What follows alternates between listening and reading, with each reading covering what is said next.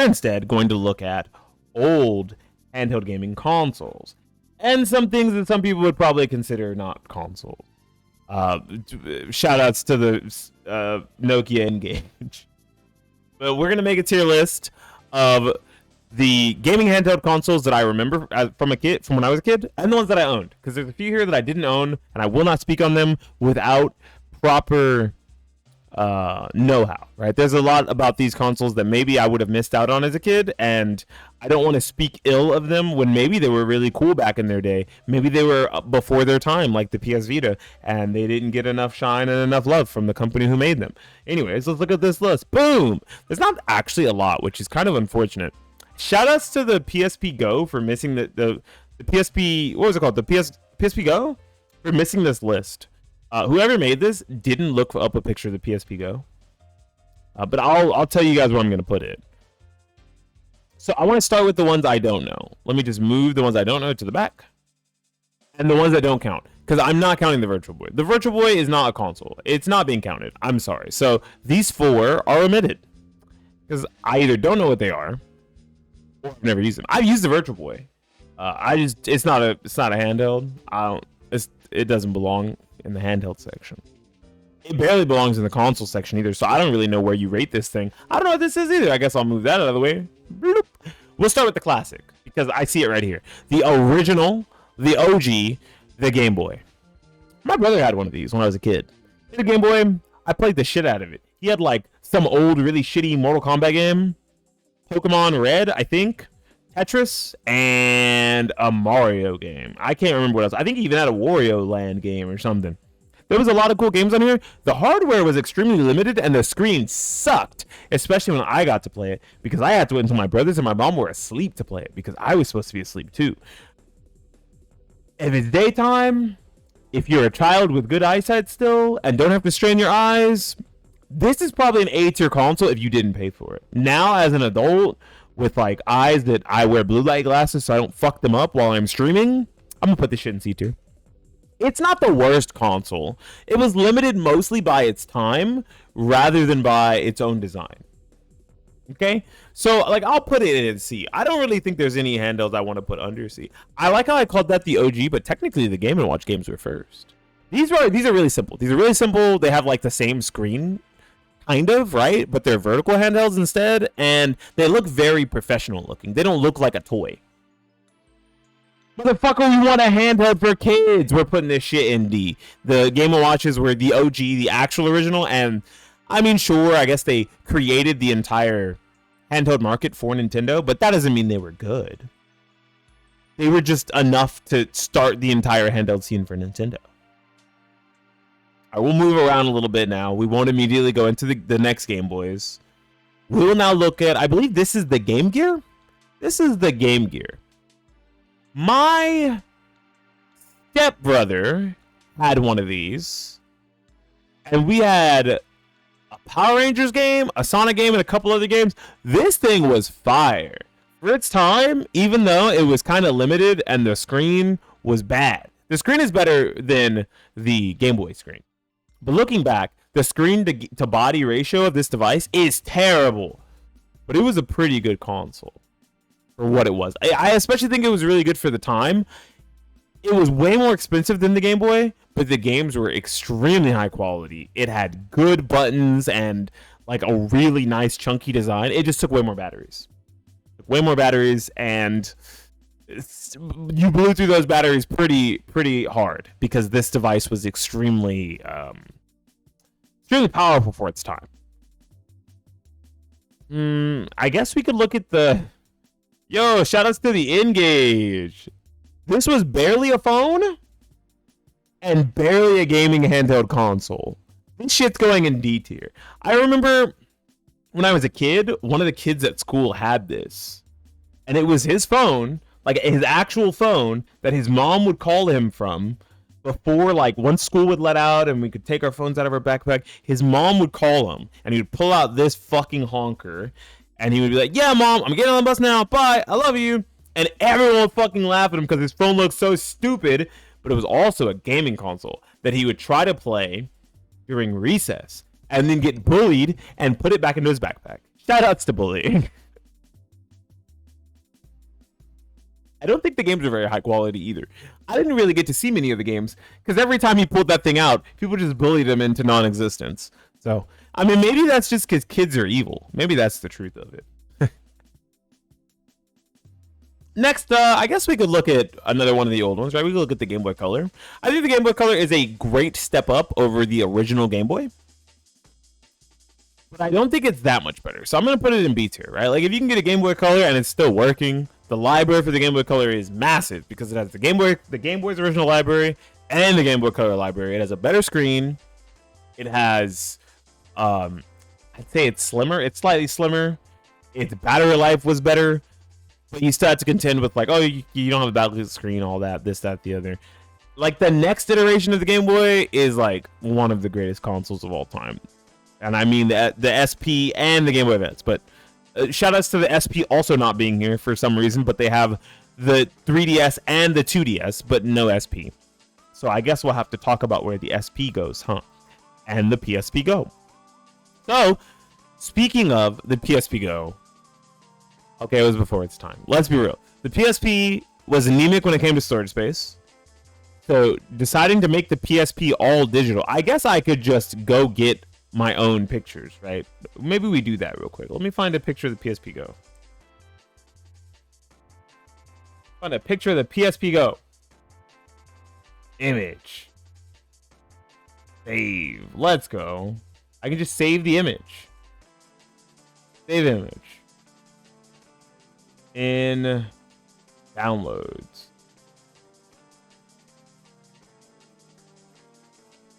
Nice. Okay, so we will add it to this. Downloads. That says today? Okay, that must be it. There's the PSP Go. Let's fucking go. What else did we need to add, chat? We need to add the Game Boy Advance SP, correct?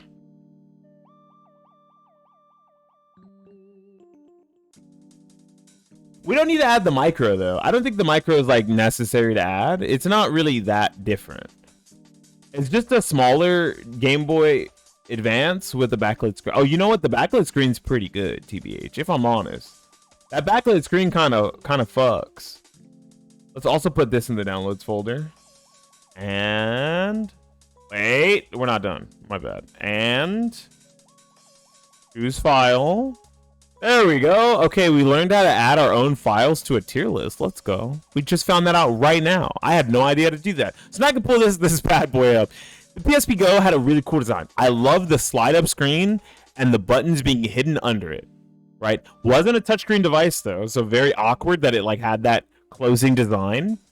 The battery life was really good on it, and it had good games. It had a great game selection, but the games were limited by being a digital-only console before good internet existed and before fast and affordable storage was the norm, right? The like game cards you needed or the storage cards you needed were really fucking expensive and pretty anemic, very small.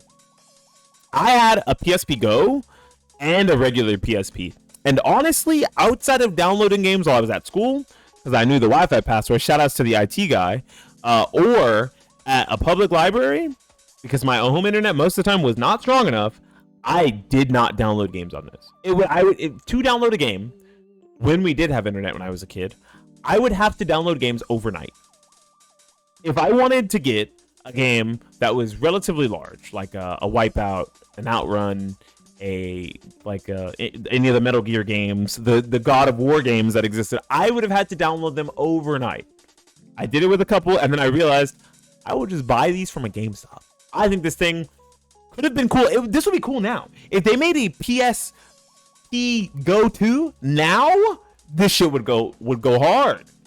People would love it because it's so small, it's pocketable, it's got easy controls to store, right? And you'd probably put a touchscreen on it now, and maybe a camera, I don't know. You'd put the works in it, and if it played like PS4 level quality looking games, and it also let you game stream PS5 games, people go over this because internet is better now, and storage is cheaper, and it's more vast. You can get more storage for the same price you used to get less storage for back in the day.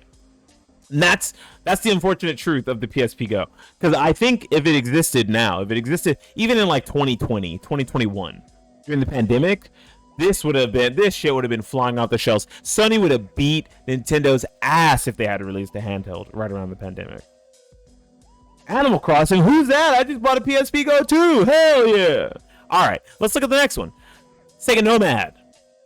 People hate it, but I think it's just as good as the Game Gear. I think they're both really solid consoles. Same problem where like the screen to body ratio is kind of shit. And I think it's even worse on the Nomad, but the Nomad could play like Master System and like Genesis games, if I'm not mistaken. I don't remember too much about this console. I just remember someone else had it in the family, and I would fuck with it heavy. I thought it was a very cool device, and it was very neat, and I didn't feel like I was gonna break it, because a lot of the Nintendo consoles at the time felt like toys, which is what you want as a kid, but also, if it's not your device, and it's your older cousin Jacoby's device, you don't want to feel like you're gonna break it, because then you have to spend your allowance to replace the toy you broke with Jacoby's. So you want a good toy, like the Sega ones. I think these might survive a nuclear apocalypse. I don't think a Game Boy would survive a nuclear apocalypse. Next, I want to go a little more modern. I want to knock this shit out now so that I can get it out of the way. Everyone's gonna fucking ask me how I feel about it, if I think it's a good device or not. Yeah, the Switch is good. Yes, the Switch is probably an S-tier gaming handheld. It's pretty big when it comes to gaming handhelds, but that's because we're adults, right? The people who are truly affording Nintendo Switches that are using it every day are probably adults. Kids, you give them your old Switch Lite, or you give them a Switch and it's a hand-me-down. It's probably not brand new. This was made with kids in mind, but for adults. The unfortunate part about that is because it was also made with kids in mind, the controllers are very shoddy. They're easy to break. They're replaceable, which is good. Very, very big plus. Thanks, Nintendo, for making them replaceable. Shit for making them really easily breakable. And the rails feeling awkward. But overall, like the tablet plus controller package is such a cool design that I own a Legion Go. I love the design of the Nintendo Switch so much that instead I bought the PC gaming handheld version of the Nintendo Switch. The Nintendo Switch is one of the goats of gaming handheld consoles. It is undeniable. I fucking hate it because like it doesn't have any competition, right? It doesn't have someone to make them fight for being the best. They just de facto got to do it this generation, but I think they did a great job this generation. They took a little too long to get to the next one, but I think it's a good device nonetheless. Now, another one of the goats, I think there's three. I think there's three that sit on the top of the mountain, three that sit on the throne, the kingdom of the greatest of all time gaming handhelds. Dude, the library on the PSP alone is goated. Not to mention the controls, not to mention the screen. It was also a media player at the time. You could watch movies on this bitch. You could listen to music on this bitch. You could hook this shit up to a TV and use it as a controller to play your PSP games on a bigger screen. It was the first 16:9 handheld console. This shit was the GOAT. If you had a PSP, you were one of the coolest kids on the block. Shout outs to me having 3 different PSPs. When I was a kid, I had the Birth by Sleep one, which was silver. I had the God of War red one, and I had the big, fat, chunky PSP 1000. I had 3 of these motherfuckers, and I miss every single one of them. If there was a handheld console, I wish I had not gotten rid of, because I owned almost all of the ones that I'm talking about here. I owned a Game Boy Color. I owned a PSP. I owned a PSP Go. Oh shit, I had 4 PSPs. Holy shit. My mom must have hated me or loved me. Maybe that's why she bought me so many PSPs. Hey. My older brother had a Game Boy. I don't think it got handed down to me. I think it broke. I owned a Nintendo Switch Lite, which I guess I could put on this list as well. And all the DSs. And of the handhelds that I wish I still had today, it would either be the PSP or the PS Vita free.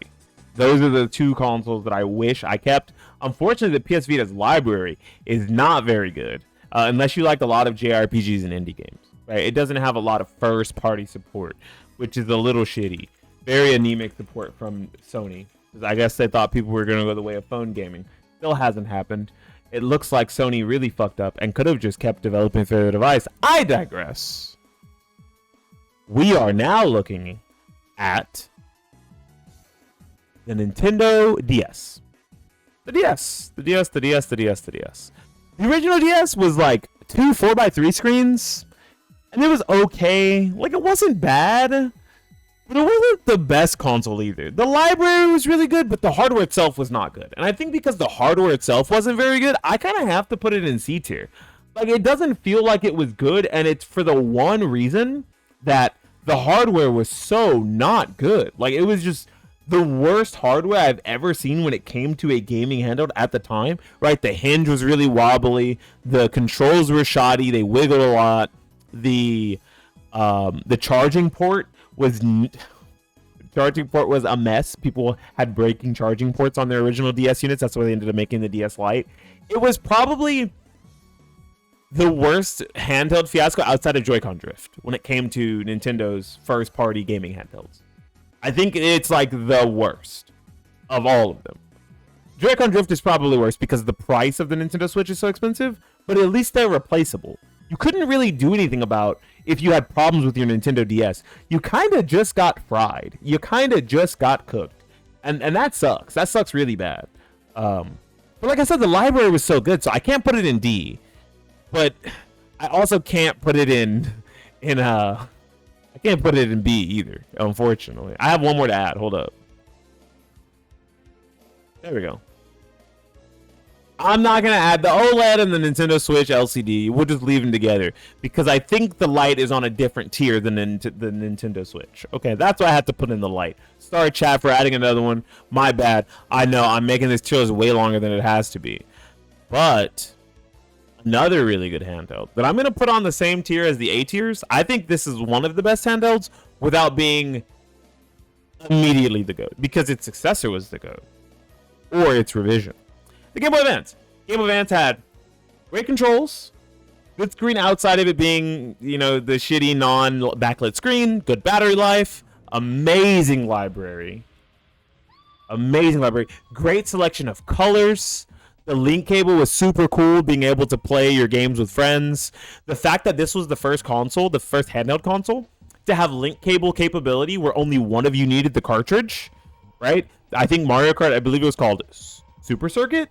Mario Kart Super Circuit on the Game Boy Color, on the Game Boy Advance. You only needed one cartridge, and you could connect 4 link cables and play 4-player Mario Kart with only one game. If you had link cables, if you and your friends had link cables, or you knew a few people at school with link cables, and you had Super Mario Kart or Mario Kart Super Circuit, you were the coolest kid on the block until someone else got it, and then they realized they didn't like you at all, and they were just using it for your copy of Mario Kart Super Circuit, and then you don't have friends anymore, and then you go back to being a loner, and instead you just play Final Fantasy Tactics and. Anyways, yeah, so I think it's one of the coolest consoles to ever exist, and it's right outside of like the tippity top tier of consoles. And that's only because its successor, the Game Boy Advance SP, was so fucking good. All of the things I just said about the Game Boy Advance, but now it has a clamshell design that makes it really easy to fit into your pocket without having to worry about breaking your screen. It is backlit. And you put the cartridges in from the bottom. This is the first Nintendo console, by the way, you put the cartridges in from the bottom. I think it's like one of the only, actually, now that I think about it. Because the Nintendo Switch, you put them from the top. The DS, DSi, and 3DS, you put them in from the top. Yeah, I think it's the only one. Holy shit. Nintendo got a little weird with this one. But I think they did a good weird. Because this is like still an amazing console. A lot of retro gaming handhelds try their best to emulate this console. Not emulate as in like make it so that it's powerful enough to make the Game Boy Advance console run. I mean, they try to emulate the hardware. There's like the Mii Flip, there's the Ambernic RG 34XS SP or whatever it's called. Those clamshell designs are some of the most popular of like the cheaper gaming handheld retro emulation console. And it's for good reason. It's because the Game Boy Advance SP is just a timeless design. If we still had designs like this for modern consoles, modern handheld gaming consoles, I feel like people would buy them.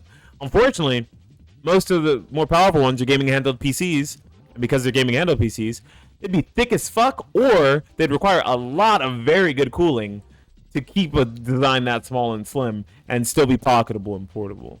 The smallest one I can think of that is worth the fuck is more based off of the PSP and the PS Vita, the GDP Win 4. We'll see if technology ever gets good enough for them to use Game Boy Advance SP as a gaming PC handheld spiritual successor.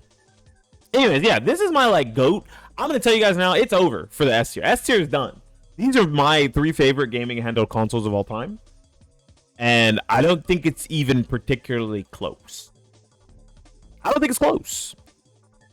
I think if you pull my leg on it, I'd put the Nintendo DSi. I think this is the DSi because I should also put the DS Lite here, but I guess I don't want too many revisions. The DSi, I would probably also put it in C tier. And the reason why is because they had like the store that was really cool, that was like a virtual console, and also had a Nintendo eShop for the first time ever on a handheld. But they did this really awful thing where they took away Game Boy Advance hardware built in, so you couldn't play Game Boy Advance games on this thing.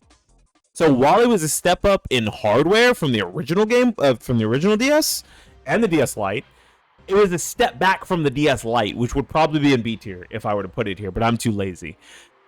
Because of the fact that they added a camera and fucking took away the Game Boy Advance feature, which was so cool. It made it so that if you had a whole lot of Game Boy Advance games that you didn't get rid of when you traded in your Game Boy Advance to afford your fancy new DS, you could still play them. Now, you have no reason to hold on to those cartridges, and they're probably sitting in a bin somewhere, and they'll come up when you have grandkids, and your grandkids will ask you, what is this green cartridge that says Leaf Green on it? And you'll have to sit them down and explain to them what one of the greatest video games of all time was. One of the greatest JRPGs of all time. I won't go as far as saying one of the greatest video games of all time. It wasn't even on my top 10. The Nintendo 3DS. Solid B tier. I like the 3DS. But I think it's gimmick. Okay, I'm gonna put it in A tier, and I'm gonna put it like bottom of A tier. Actually, I like 3DS. I hate its gimmick, but I like the circle pad. I like that it had at least one 3D movement object. It had the circle pad. It has really nice controls. The top screen was actually bigger. I think it was 5x3 instead of 4x3, so it made for like wider screen content on the top, which makes emulating now kind of a mess. But 5x3 and then 4x3 on the bottom. The touchscreen was way more responsive. The hardware on the inside was it was way more powerful. And the library was still really good. It was also backwards compatible with Nintendo DS games, so you didn't lose your giant catalog of Nintendo DS games when you moved over to a 3DS. The reason I have to put it in A tier is because I'm going to put the Nintendo 2DS in B tier. I had a 2DS, like specifically a 2DS. I had a 3DS. I think I like gave it to my brother, I think. And when he went, we both had 3DSs. And I think maybe I lost mine. I don't know what happened to mine. I want to say I gave it to him, but I think he had one of his own too. Because I remember playing Street Fighter on it versus him. And that was really funny. Because you could walk forward and throw Sonic Booms with Guile. Because you could press the button on the screen to throw the Sonic Booms. Very funny. Anyways. I didn't like its gimmick. And I thought maybe if I got a cheaper version, I would be happier. Okay. This thing is shaped like a doorstop, and it's like really tall. Like, I don't know how to put this into perspective. Like, we think gaming handheld PCs are big now, and they are. But like the Nintendo 2DS was like a chonker in comparison to all of the other handhelds at the time because you couldn't close it, right? The Nintendo 2DS XL, the one that could close, probably the best version of the Nintendo 3DS line, right? But the 2DS, I wish I could find it. But like if you open up a Nintendo 3DS and you just left it open all the time, that's the size of the Nintendo 2DS.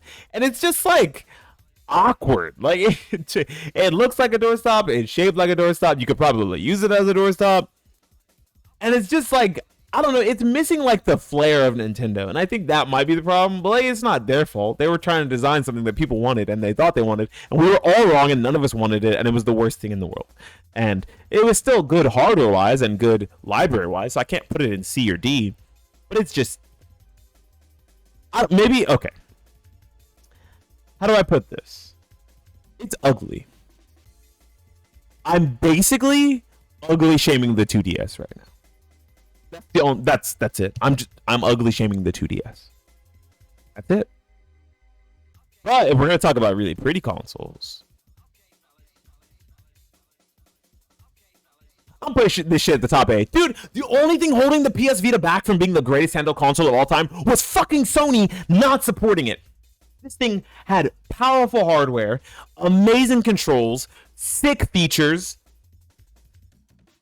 really, really cool OLED screen at the time for the original models, and there was an AT&T plan for 4G, so you could actually use this bitch out and about if you had $100 fucking a month. Well, I don't think the plan was that expensive, but it's AT&T. Maybe it was $100 back then. This could have been the greatest console of all time when it came to handheld gaming consoles, but Sony just kind of fumbled, right? They didn't have enough first-party support, so the library was a little wonky. It got carried later in its life by like Japanese JRPG developers and indie developers and modders. The storage was really expensive for how small the storage was. It was a proprietary charger. It could have been so good. It could have been something so great. And it's just held back by its own creator. It's like if you have a child, and instead of letting your child go to college like they want, you tell them, no, you're joining the family business and you're being a butcher like your father. And then for the rest of his life, he's just sitting there chopping meat, putting out Assassin's Creed and Call of Duty, and trying to think of another game that was on there, and subpar Uncharted ports. Is just Golden Abyss, Black Ops Declassified, Assassin's Creed Liberation. He's just chopping away instead of like having really good first party support that could have. Let me take it back. Golden Abyss was good. Golden Abyss was actually good. Liberation was a cool concept, but probably not the best Assassin's Creed game to ever. And Black Ops Declassified was literally just PS3 textures and PS3 assets flipped for the game. But I mean, the controls worked really well for it. The AI was pretty stupid, though. I don't know if you guys have ever seen a video essay on it, or you got to play Black Ops Declassified like I did. Even on the higher difficulties, the AI was pretty stupid. And that was developed explicitly for the Vita. So they thought Vita owners must not have a working brain cell. Last but not least, because we only have one left, is the Nintendo Switch Lite. This is the smaller revision of the Nintendo Switch. Now, it has technically the same hardware outside of being dockable. So we have to take off a point. And it has the same hardware as the Joy-Cons and the buttons that kind of squeak and break sometimes, and the Joy-Con drift that can happen, but without being replaceable. So I'm going to knock it down another point. I think this is the best of B tier. I think like it's a perfectly serviceable handheld. It's good, but it's not the best.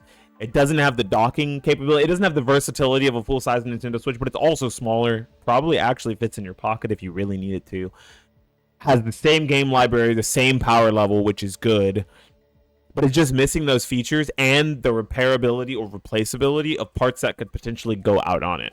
The one Nintendo Switch Lite we have left in this house has replacement Gully Kit Hall Effect joysticks on it because the sticks were starting to drift. So that's why it has them. That's the only reason why. And like you have to do that yourself or pay someone to do it. Like you can't just go and buy new Joy-Cons and slide them on like you can with the Nintendo Switch OLED or the base model, the Redbox models. But it's still a good enough console, and it has a great library, of course. And I think what makes this library so powerful is that it has a lot of old, like, PS3 and early PS4 games that made their way over to the console that were ported. And you have the games like Borderlands 3 that probably shouldn't be there, and Hogwarts Legacy. But people like those games, and they sold well enough. So who the fuck am I to judge about your bad 24 FPS ports? If you like them, you like them. That's good for you. I'm happy. And you can play them on a smaller package than a normal Nintendo Switch, where you shouldn't be docking them up to your TV and playing them at 24 FPS, because that would probably make a normal person vomit. You're a crazy psychopath. Anyways, this is my full tier list. Outside of, not having the Game Boy Micro on here, which would probably be in A as well with the Game Boy Advance, and not having the Nintendo 2DS XL and DS Lite, right? Because those are just revisions, truly. I don't see what else is missing, because a lot of these things at the bottom, I have no idea what they are. Chat room outside of the Virtual Boy, I don't know what the fuck those are, and I don't want to put anything on there. I don't know what it is, and like slander it. Maybe it's a really cool device, and people are gonna come after me, and I don't want to fight anybody. I don't see the Neo Geo Pocket color, or the Neo Geo Pocket. I don't see that. If I did, do I not remember what that looks like? Do I not remember what the Neo Geo Pocket looks like?